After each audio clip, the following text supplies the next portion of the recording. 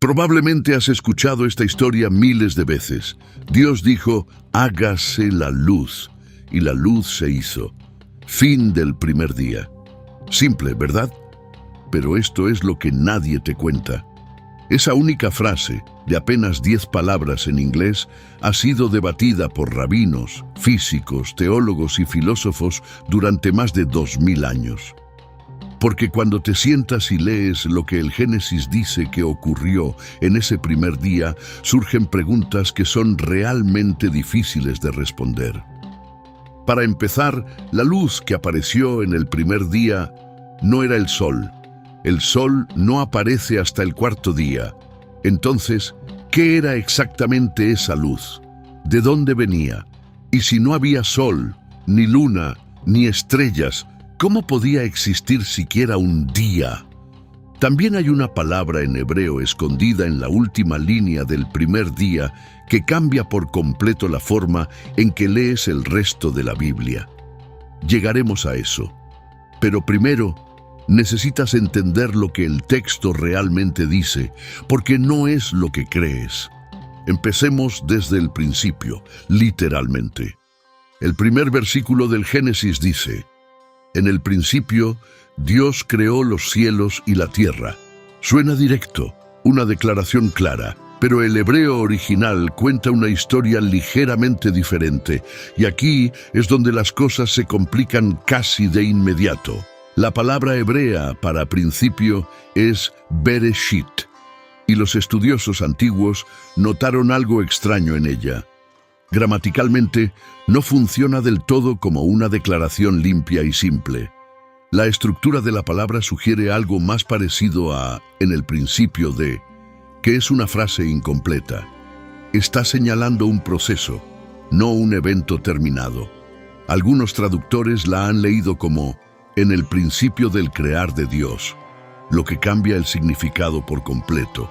Ya no es un solo momento, es la apertura de una secuencia, un primer paso dentro de algo mucho más grande. Piensa en lo que eso significa para ti personalmente. Si la creación es un proceso y no un evento único, entonces el mundo en el que despertaste esta mañana no es un producto terminado.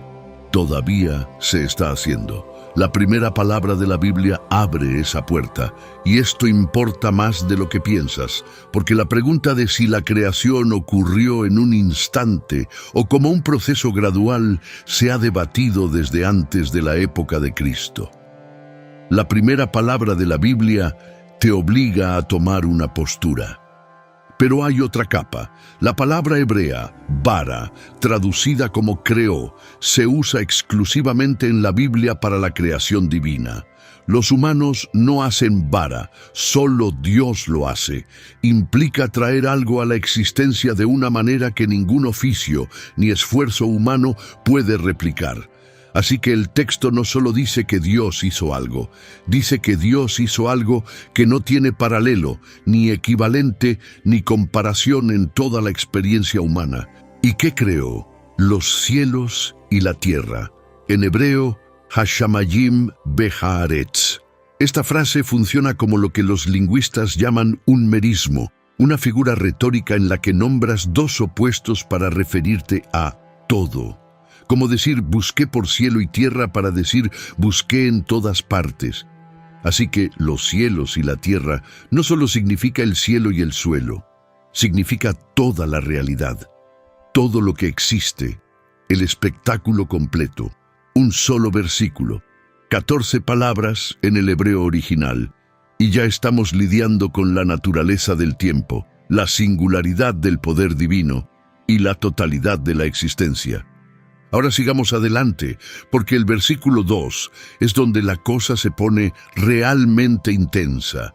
Y sinceramente, lo que describe es una de las imágenes más sobrecogedoras de toda la literatura. Y la tierra estaba desordenada y vacía, y las tinieblas cubrían la superficie del abismo. Y el Espíritu de Dios se movía sobre las aguas. Detente ahí. Lee eso otra vez con cuidado. Dios acaba de crear los cielos y la tierra, pero la tierra se describe como desordenada y vacía. La frase hebrea es tohu va bohu, y esta frase ha inquietado a los comentaristas durante milenios. Tohu significa vacío, ausencia de forma, caos. Se usa en otros pasajes de la Biblia para describir páramos desolados y lugares donde el sentido se ha desmoronado. Bohu lo intensifica. Es como decir vacío, vacío o nada de nada.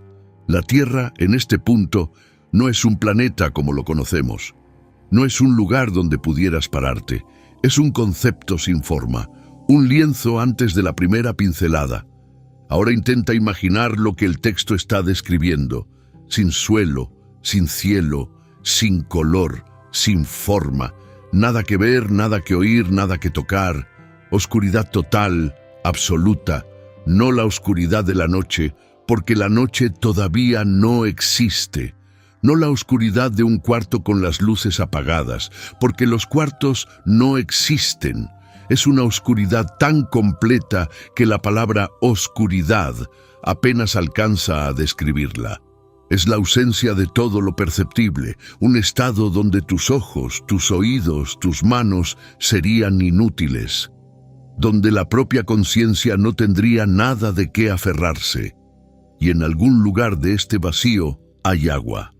La palabra hebrea es tehom y se refiere a un vasto océano primordial, un abismo que se extiende en todas direcciones sin orillas, sin fondo, sin una superficie que pudieras identificar.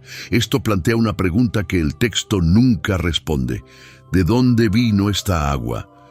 El Génesis no dice que Dios la creó, simplemente está ahí. Algunos estudiosos creen que Tehom no se refiere a agua literal, sino al caos mismo, un potencial sin forma del cual se extraería el orden. Otros lo toman de manera bastante literal y sostienen que el agua es la sustancia primordial de la creación. Pero aquí es donde se pone interesante, y esto es algo que cambió la forma en que los historiadores entienden toda la Biblia. Este concepto no es exclusivo del Génesis. Las antiguas historias de creación mesopotámicas, particularmente el Enuma Elish, también comienzan con aguas primordiales. En la versión babilónica, el dios Marduk lucha contra el monstruo del caos Tiamat, que representa el mar, y parte su cuerpo para formar los cielos y la tierra. Algunos lingüistas incluso han señalado que Tehom y Tiamat podrían compartir una raíz común, pero la diferencia entre el Génesis y todas las demás historias antiguas de creación es enorme. En todas las demás versiones, los dioses luchan contra el caos, se esfuerzan contra él, lo derrotan mediante violencia y guerra. En el Génesis no hay batalla, no hay conflicto. Dios no somete al abismo por la fuerza, simplemente habla y el orden aparece.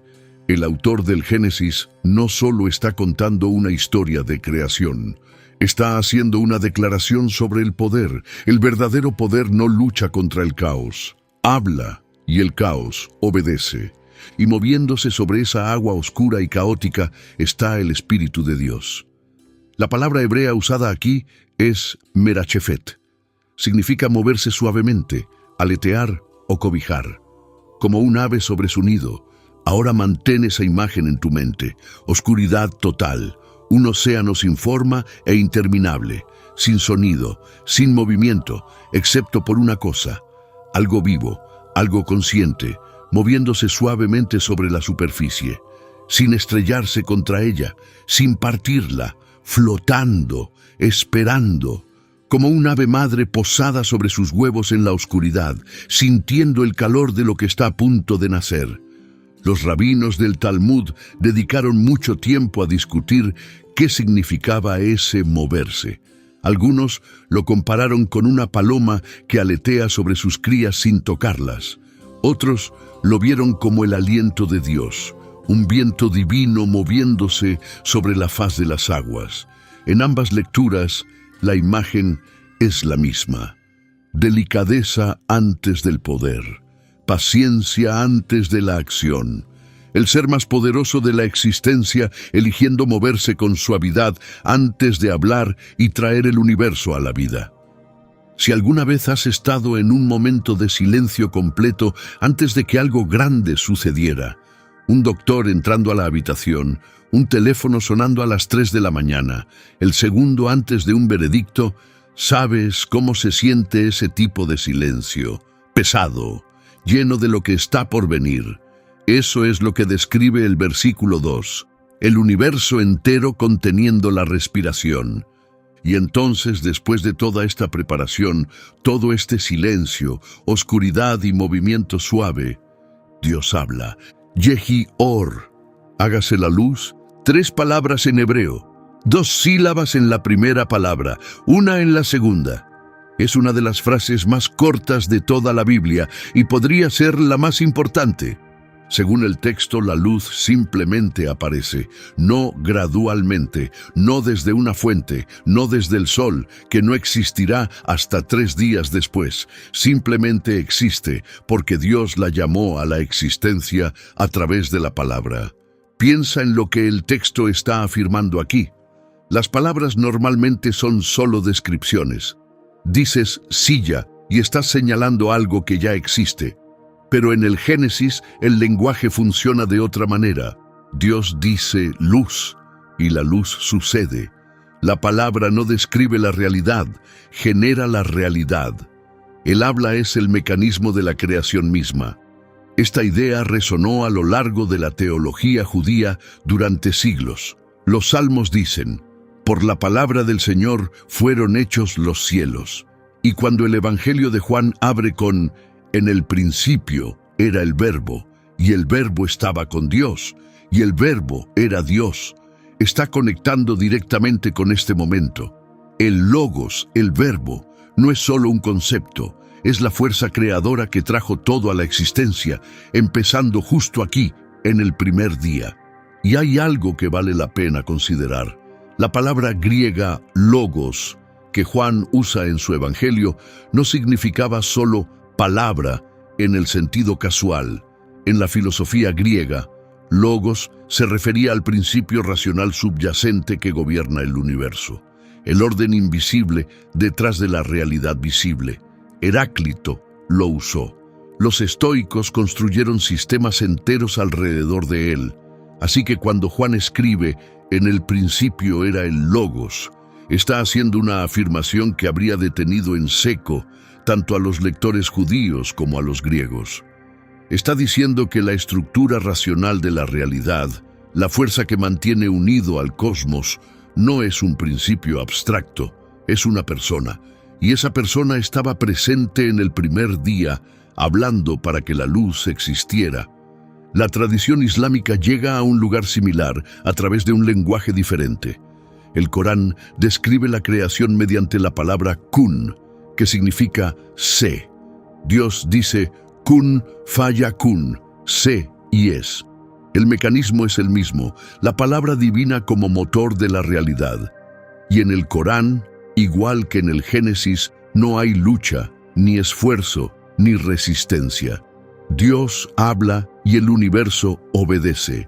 Así que a través de 3 grandes religiones del mundo, el primer momento de la creación se entiende de la misma manera, no como un acto de fuerza, sino como un acto de palabra, no construir, sino declarar. El evento más poderoso de la historia no fue una explosión, fue una frase. Pero ahora necesitamos abordar la pregunta que ha estado pendiente desde el inicio de este video. ¿Qué es esta luz? Porque la respuesta es una de las ideas más extrañas de todo el pensamiento religioso y cambia la forma en que lees cada capítulo que viene después. No es luz solar. El sol no será creado hasta el 4.º día. No es luz de estrellas ni luz de luna por la misma razón. No es luz de fuego, porque el fuego no ha sido introducido.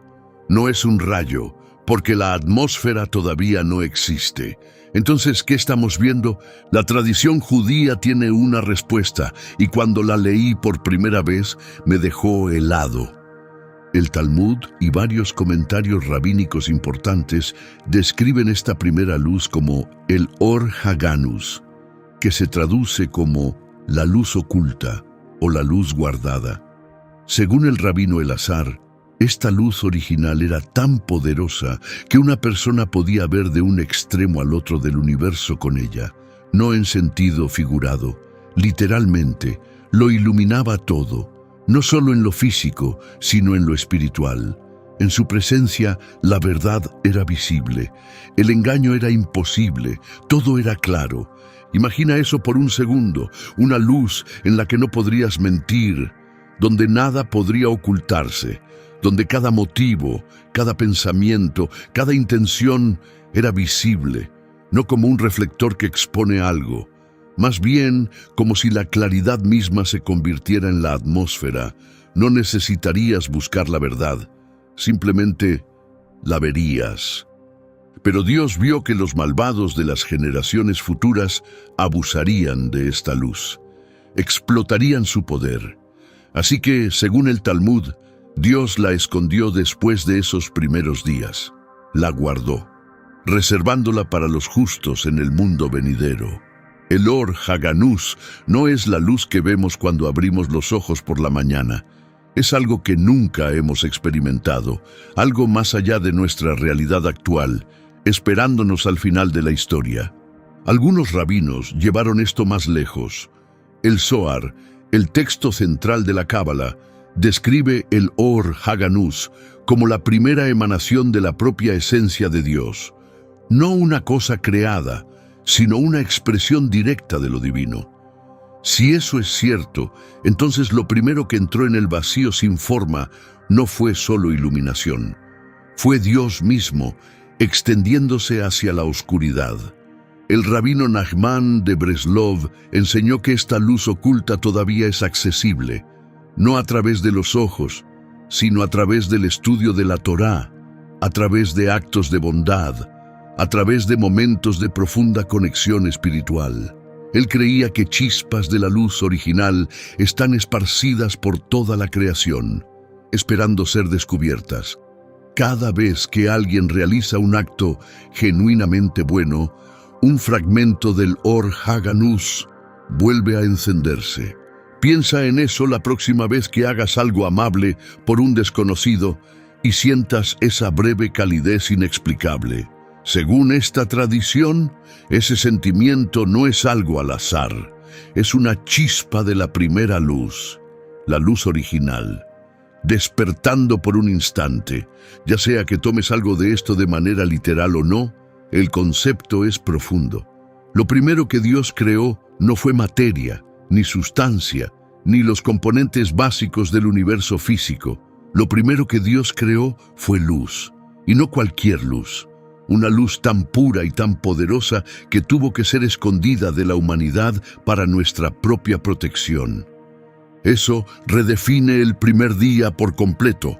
No es solo que se encendieron las luces, es el momento en que lo divino tocó el vacío y el vacío comenzó a transformarse. Y esta idea no se quedó en los libros de teología, transformó el arte, la arquitectura y la música a lo largo de los siglos. Déjame mostrarte cómo. Los místicos cristianos tuvieron sus propios encuentros con esta primera luz. En el siglo XIV, el autor anónimo de La nube del no saber describió la vida espiritual como un viaje a través de la oscuridad hacia una luz que no puede verse con los ojos físicos. Meister Eckhart escribió sobre una luz divina que precede a todas las cosas creadas, una chispa en el alma humana que conecta directamente con el acto creador original. Y la tradición ortodoxa oriental desarrolló toda una teología en torno a la luz increada, la luz de Dios que existe fuera de la creación. La transfiguración de Cristo en el monte Tabor, donde los discípulos vieron a Jesús brillando con un resplandor cegador, se entiende en la teología ortodoxa como un destello de esta misma luz primordial, la luz del primer día irrumpiendo en la experiencia humana por solo un momento. Esta teología de la luz tuvo un impacto enorme en cómo se construyeron las iglesias. Las grandes catedrales de la Europa medieval, con sus imponentes vitrales, fueron diseñadas para ser vividas como encuentros con la luz divina.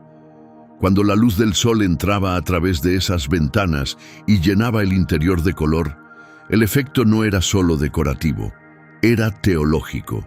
Los arquitectos intentaban recrear en piedra y vidrio lo que Génesis 1:3 describe con palabras: la luz entrando en la oscuridad, lo divino iluminando el vacío. La catedral de Chartres, Notre Dame, la Sainte-Chapelle en París. Entra a cualquiera de ellas en una tarde soleada y entenderás de inmediato lo que esos constructores intentaban decir sobre el primer día. Incluso en la música, los compositores intentaron capturar este momento. El oratorio La creación de Joseph Haydn, escrito en 1798, contiene uno de los momentos más famosos de la música clásica. La orquesta toca suavemente durante el caos y la oscuridad. El coro susurra la narración y luego en las palabras «y se hizo la luz», toda la orquesta y el coro estallan en un acorde masivo en do mayor. Fortísimo. Se dice que el público en el estreno quedó sin aliento. El propio Haydn dijo que sintió como si hubiera sido golpeado por una mano divina mientras lo componía. Todo esto, la teología, la arquitectura, la música, se remonta a 3 palabras en hebreo: Yehi Or. Pero la luz es solo la mitad de la historia del primer día. Lo que Dios hace después establece un principio que recorre toda la Biblia, y es algo que afecta directamente cómo entiendes el bien y el mal. Quédate conmigo aquí.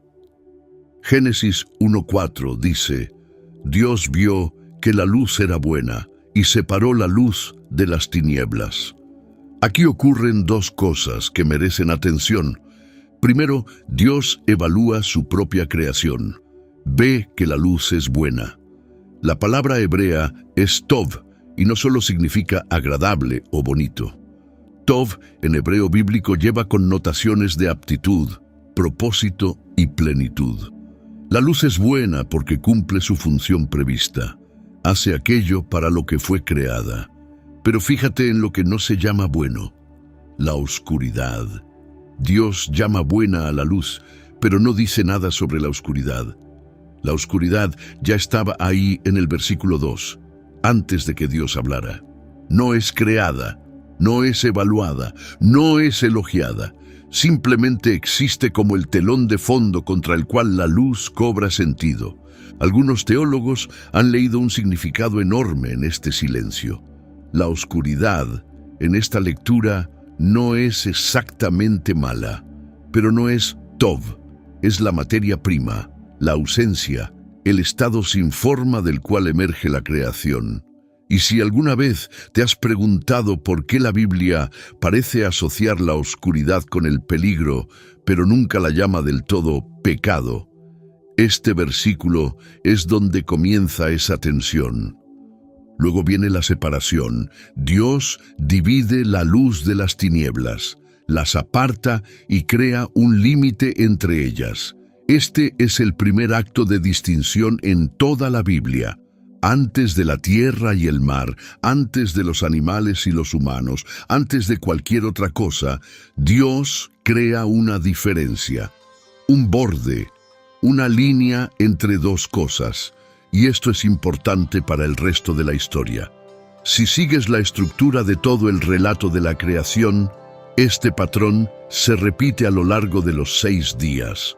El segundo día separa las aguas de arriba de las aguas de abajo. El tercer día separa la tierra del mar. El cuarto día separa el día de la noche mediante los cuerpos celestes.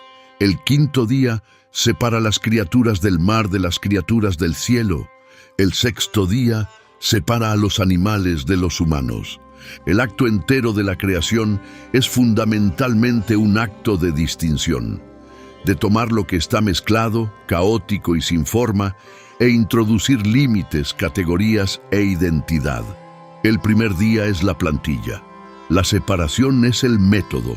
El orden a partir del caos es el proyecto completo. El filósofo y teólogo Francis Schaeffer dedicó años a explorar esto. Sostuvo que el Dios del Génesis es fundamentalmente un Dios de distinciones y que el colapso de las distinciones es lo que la Biblia describe consistentemente como el camino hacia la destrucción. Cuando los límites se disuelven, cuando cosas que deberían estar separadas se mezclan, el caos regresa. Piensa en la historia del diluvio. ¿Qué ocurre? Las aguas de arriba y las aguas de abajo, separadas en el segundo día, colapsan una sobre otra. Los límites se disuelven. La creación literalmente se revierte. El diluvio no es solo un castigo, es una descreación. El trabajo del primer día deshaciéndose.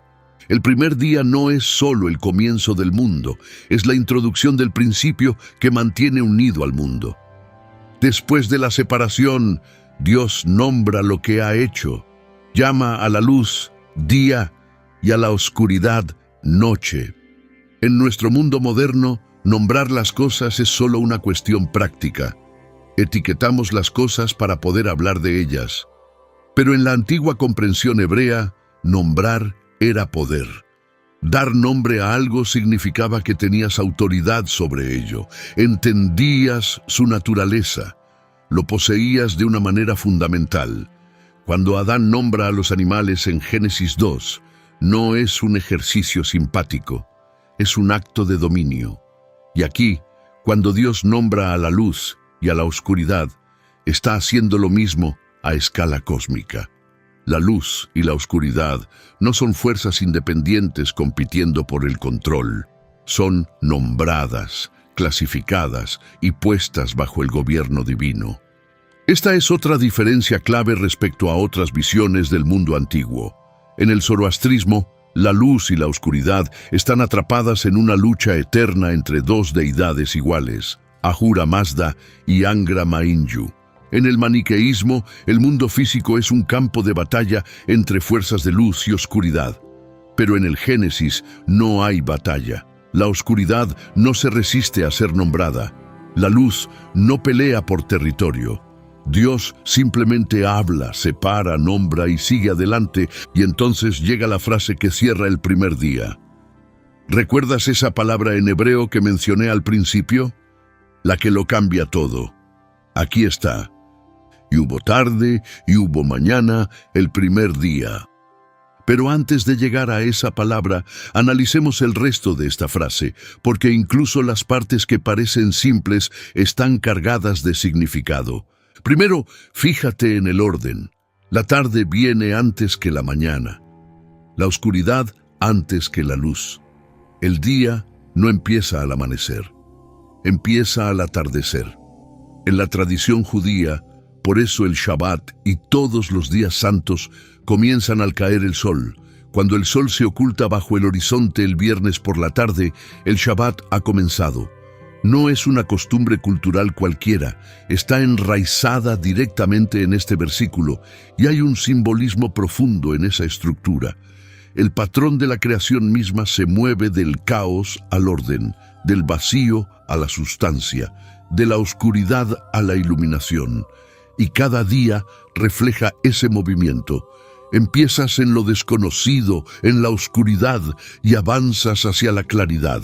Si alguna vez has pasado por una etapa difícil, un tiempo en que todo se sentía sin forma y vacío, y luego poco a poco viste cómo las cosas empezaban a tomar forma de nuevo, has vivido el ritmo del primer día. Primero la oscuridad, después la luz. Eso no es solo cómo funciona la creación. Según este texto, es cómo está estructurado el tiempo mismo. Tarde y luego mañana, oscuridad y luego luz, lucha y luego resolución. Está tejido en la esencia misma de la realidad desde el primer día. Pero entonces llega la pregunta más grande, y esta ha provocado más discusiones que casi cualquier otra cosa en la teología. ¿Qué significa realmente día aquí? Si todavía no hay sol, ¿qué produce una tarde? ¿Qué produce una mañana? ¿Qué está rotando? ¿Qué fuente de luz está alternando? El texto no da ningún mecanismo, simplemente afirma el hecho. Esto ha producido siglos de intenso debate. Por un lado, los creacionistas de la Tierra joven argumentan que día significa un período literal de 24 horas. Señalan la palabra hebrea yom, que en su uso más común significa un solo día. Destacan que cada vez que yom aparece con un número en la Biblia hebrea, siempre significa un día literal. Por otro lado, los estudiosos señalan que yom se usa de manera diferente incluso dentro del propio Génesis. En Génesis 2:4, yom se refiere a todo el período de la creación. Y los salmos dicen, 1000 años ante tus ojos son como un día, conectando explícitamente yom con extensos períodos de tiempo. Pero esto es algo que la mayoría de la gente no sabe, y a mí realmente me sorprendió cuando lo descubrí. Este no es un debate moderno, es antiguo, y algunos de los nombres más importantes de la historia cristiana estaban del lado de lo no literal, siglos antes de que Darwin naciera. Agustín de Hipona, escribiendo a principios del siglo V, sostuvo que los días del Génesis no eran períodos literales de 24 horas. Creía que eran un marco literario, una forma de organizar la información sobre los actos creativos de Dios, no una línea de tiempo cronológica. Y su razonamiento era agudo. Notó que el sol no aparece hasta el cuarto día, lo que significa que los primeros 3 días no pueden ser días solares en ningún sentido normal. También observó que Dios, al estar fuera del tiempo, no necesitaría 6 días para crear nada. Dios podría crear todo simultáneamente, así que la estructura de 6 días debe cumplir un propósito diferente. Agustín concluyó que era pedagógico. Dios organizó el relato de la creación para nuestro beneficio, para enseñarnos algo sobre la naturaleza y el orden de la creación, no para darnos un calendario. Pero aquí viene la parte que debería hacer que todos, sin importar su postura en este debate, presten mucha atención. Agustín también advirtió a los cristianos que no usaran el Génesis para hacer afirmaciones científicas que no pudieran defender. Escribió, y lo parafraseo, que nada es más vergonzoso que un cristiano hablando disparates sobre el mundo natural mientras reclama la autoridad de las Escrituras. Si un no creyente escucha a un cristiano haciendo afirmaciones demostrablemente falsas y citando la Biblia, descartará la Biblia por completo. Agustín escribió esto en el año 415. Hace 16 siglos, y sigue siendo uno de los consejos más relevantes jamás dados sobre cómo leer el Génesis. Orígenes, escribiendo aún antes en el siglo III, presentó argumentos similares y señaló algo que la mayoría de los lectores pasan por alto por completo. El texto dice, hubo tarde y hubo mañana para cada día.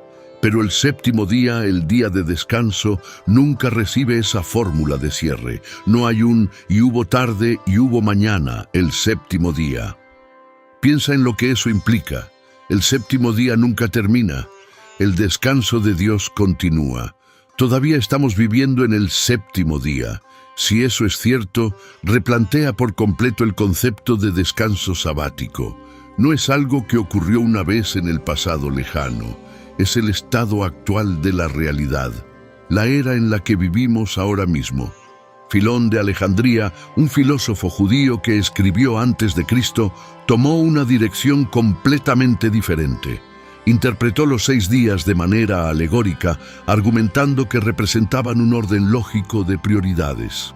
Y creía que el número 6 fue elegido porque es el primer número perfecto en matemáticas. Un número que es igual a la suma de sus factores. 1 más 2 más 3 es igual a 6.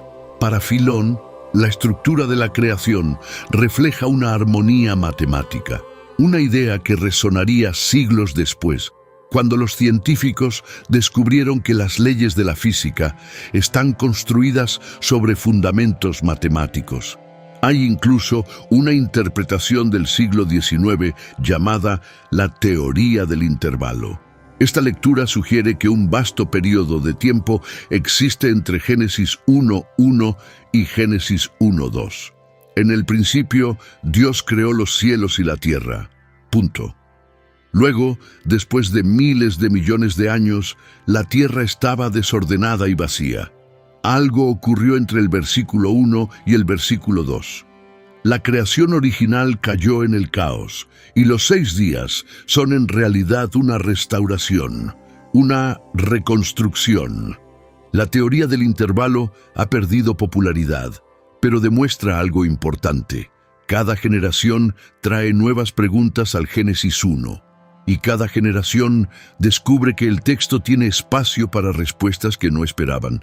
Así que el debate sobre el significado de día no es cristianismo contra ciencia, es el cristianismo discutiendo consigo mismo, y lo ha hecho durante casi 2000 años. Pero ahora necesitamos ir a un lugar aún más profundo, porque antes de que el primer día comenzara, algo pudo haber ocurrido que la mayoría de las personas ni siquiera ha considerado. Génesis 1:1 dice, en el principio. Pero, ¿qué había antes del principio? ¿Había algo? ¿Existía siquiera un antes? En la teología judía clásica, la posición dominante es la creatio ex nihilo, la creación a partir de la nada. Antes de Génesis 1:1 no había materia, ni energía, ni espacio, ni tiempo. Solo estaba Dios. Intenta quedarte con esa idea por un momento. No tenemos experiencia de la nada. Cada pensamiento que has tenido, cada sueño, cada acto de imaginación ocurre dentro del espacio y el tiempo. No puedes visualizar la ausencia de espacio. No puedes concebir un momento antes de que el tiempo existiera. El cerebro humano no tiene la capacidad para eso. Y sin embargo, Génesis 1:1 te pide aceptar que hubo un estado en el que ninguna de las categorías que usamos para entender la realidad existía. Sin dónde, sin cuándo, solo quién. El filósofo Gottfried Wilhelm Leibniz, escribiendo a principios del siglo XVIII, llamó a esto la pregunta fundamental de la metafísica. ¿Por qué hay algo en lugar de nada? Argumentó que la nada es más simple que el algo. La nada no requiere explicación. El algo exige una razón. ¿Por qué este universo y no otro diferente? ¿Por qué algún universo en absoluto? Leibniz concluyó que debe existir un ser necesario, un ser cuya existencia no requiere una causa externa, y que ese ser eligió crear. El Génesis había dicho lo mismo durante 3000 años, antes de que Leibniz lo elaborara con filosofía. Pero no todas las tradiciones concuerdan en la parte de la nada. Algunas fuentes rabínicas antiguas sugieren que ciertas cosas existían antes de la creación. La Torá misma, según algunos midrashim, existía antes del mundo. La sabiduría, como se describe en Proverbios 8, estaba presente antes de que la tierra fuera formada. El Señor me poseyó al principio de su camino, antes de sus obras de antaño, dice la sabiduría. Fui formada hace mucho tiempo, en el mismo principio, cuando el mundo llegó a ser. Y luego está la idea más provocadora de todo el misticismo judío, una que cuando la escuches no olvidarás. La tradición cabalística describe un proceso llamado tzimtzum, la contracción divina. Según este concepto, la presencia de Dios originalmente lo llenaba todo. No había espacio para un universo porque Dios ocupaba toda la realidad. Así que para crear, Dios primero tuvo que retirarse. Contrajo su propia presencia infinita para crear un vacío, un espacio de ausencia dentro del cual el universo pudiera ser hablado a la existencia. Piensa en lo que eso significa. Antes de hágase la luz, hubo un acto de contención divina. Dios se retiró, creó espacio. El primer acto no fue la creación, fue hacer lugar para la creación, generosidad antes que poder, retiro antes que expansión. Y si esa idea resuena contigo a nivel personal, puede haber una razón. Porque la mejor definición de amor a la que la mayoría de las personas llega es exactamente esta: hacer espacio para alguien más. Retirarte para que otra persona pueda existir plenamente. Si el Tzimtzum es verdad, entonces lo primero que Dios hizo no fue crear, fue amar. No todos los teólogos aceptan este marco. Sigue siendo una interpretación mística, pero la idea ha resonado a través de las tradiciones porque aborda algo con lo que la simple creación a partir de la nada tiene dificultades. Si Dios es infinito, ¿dónde cabe el universo? El Tzimtzum ofrece una respuesta. Dios hizo lugar. Ahora hay una conversación más que necesitamos tener sobre el primer día, y es la que incomoda a mucha gente: la intersección entre el Génesis y la ciencia moderna. En 1927, un sacerdote y físico belga llamado Georges Lemaitre propuso que el universo comenzó a partir de un solo punto increíblemente denso que se expandió hacia afuera. Su idea fue inicialmente ridiculizada. El propio Einstein le dijo a Lemaitre que su física era aceptable, pero que su comprensión era abominable. Pero durante las décadas siguientes, las evidencias se acumularon. En 1965, Arno Penzias y Robert Wilson descubrieron accidentalmente la radiación cósmica de fondo de microondas, el tenue resplandor residual de la expansión inicial, mientras trabajaban en los laboratorios Bell. Al principio pensaron que eran excrementos de paloma en su antena. No lo eran. La teoría del Big Bang describe un momento en que toda la materia, la energía, el espacio y el tiempo surgieron de una singularidad. Antes de ese momento, no existía un antes, porque el tiempo mismo comenzó en la singularidad. Y una de las primeras cosas que surgieron dentro de la primera fracción de segundo fue la luz. Los fotones inundaron el universo recién nacido. Ahora, para ser claros, el Génesis no es un libro de texto de física y la teoría del Big Bang no es un argumento teológico. Operan en categorías completamente diferentes, pero los paralelismos son lo suficientemente llamativos como para haber captado la atención de pensadores serios de todos los ámbitos. Ambos describen un comienzo, ambos describen la luz como uno de los primeros fenómenos en aparecer. Ambos sugieren que el tiempo mismo tiene un punto de partida. Ambos describen un estado inicial de ausencia, de forma que da paso a la estructura y el orden. Robert Jastrow, astrofísico y director fundador del Instituto Goddard de la NASA, escribió sobre esto. Señaló que el descubrimiento del Big Bang puso a los científicos en una posición incómoda. La historia, dijo, termina como un mal sueño. El científico escala las montañas de la ignorancia, está a punto de conquistar el pico más alto, se impulsa sobre la última roca y es recibido por un grupo de teólogos que han estado sentados allí durante siglos. Jastrow no estaba haciendo un argumento religioso, estaba haciendo una observación. La idea de que el universo tuvo un comienzo definido fue una afirmación teológica mucho antes de ser una afirmación científica.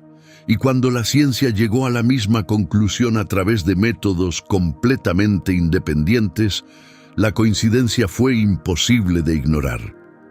Pero la pregunta fundamental sigue siendo la misma. La ciencia puede describir el proceso, puede rastrear la expansión hacia atrás hasta fracciones de segundo después de la singularidad, pero no puede explicar por qué la singularidad existió en primer lugar. ¿Qué causó la causa? ¿Qué encendió la mecha? El Génesis ofrece una respuesta. En el principio, Dios. Antes del proceso, hubo voluntad. Antes del mecanismo, hubo intención. Antes de la luz, hubo la decisión de hablarla para que existiera. que esa respuesta te resulte satisfactoria depende de qué preguntas estés haciendo. Pero el hecho de que sigamos haciéndolas miles de años después te dice algo sobre el poder de ese primer capítulo. Y hablando de miles de años, hay algo notable sobre cómo este texto llegó hasta nosotros. Porque el hecho de que puedas escuchar estas palabras hoy es un pequeño milagro en sí mismo. Los manuscritos más antiguos conocidos que contienen Génesis 1 provienen de los rollos del Mar Muerto, descubiertos en cuevas cerca de Qumrán en 1947. Los fragmentos del Génesis encontrados allí datan de alrededor del siglo III antes de Cristo, lo que los hace tener más de 2000 años de antigüedad. Y cuando los estudiosos compararon estos fragmentos con el texto masorético medieval, la versión usada en la mayoría de las Biblias modernas, las diferencias eran asombrosamente pequeñas. Unas pocas variaciones menores de ortografía, un cambio ocasional en el orden de las palabras, pero la sustancia, las mismas 31 palabras hebreas del primer día, era prácticamente idéntica a través de un espacio de más de 1000 años de copia manual. Piensa en lo que eso significa. Antes de las imprentas, antes del almacenamiento digital, los escribas copiaban este texto a mano, letra por letra, generación tras generación. La tradición escribal judía tenía reglas estrictas. Si una sola letra estaba mal, el rollo entero se destruía y se empezaba de nuevo. El nombre de Dios no podía escribirse de memoria. Tenía que ser copiado directamente de un texto existente. El escriba debía bañarse antes de escribir el nombre divino. Las palabras que leemos hoy en Génesis 1 son, a efectos prácticos, las mismas palabras que se leían en el período del Segundo Templo, y probablemente mucho antes. El primer día de la creación, tal como lo describe el texto hebreo, ha sobrevivido intacto a través de guerras, exilios, imperios que surgieron y cayeron, y la casi total destrucción del pueblo judío en múltiples ocasiones. El texto perduró, igual que la luz que describe. Ahora alejémonos y miremos el primer día desde arriba. Porque cuando ves la estructura de todo el relato de la creación, aparece algo notable y tiene implicaciones para cómo entiendes toda la Biblia. Los estudiosos bíblicos han notado desde hace mucho que los 6 días de la creación forman un patrón simétrico. Los primeros 3 días crean ambientes. Los últimos 3 días llenan esos ambientes con habitantes. El primer día crea la luz y la oscuridad. El cuarto día los llena con el sol, la luna y las estrellas. El segundo día separa las aguas de arriba de las aguas de abajo. El quinto día llena el cielo y el mar con aves y peces. El tercer día crea la tierra seca y la vegetación. El sexto día llena la tierra con animales y la humanidad. No es una lista aleatoria, es una arquitectura literaria, y el primer día se encuentra en la cima como su fundamento. Algunos estudiosos han llamado a esto una estructura de templo cósmico. En el mundo antiguo, los templos se construían por etapas. Primero se colocaban los cimientos, luego se levantaba la estructura y por último se colocaba la imagen de la deidad en su interior. El Génesis sigue el mismo patrón. Primero se construye el ambiente, después se colocan los habitantes, y la humanidad, creada a imagen de Dios, se coloca al final, como la imagen divina en la cámara más interna de un templo.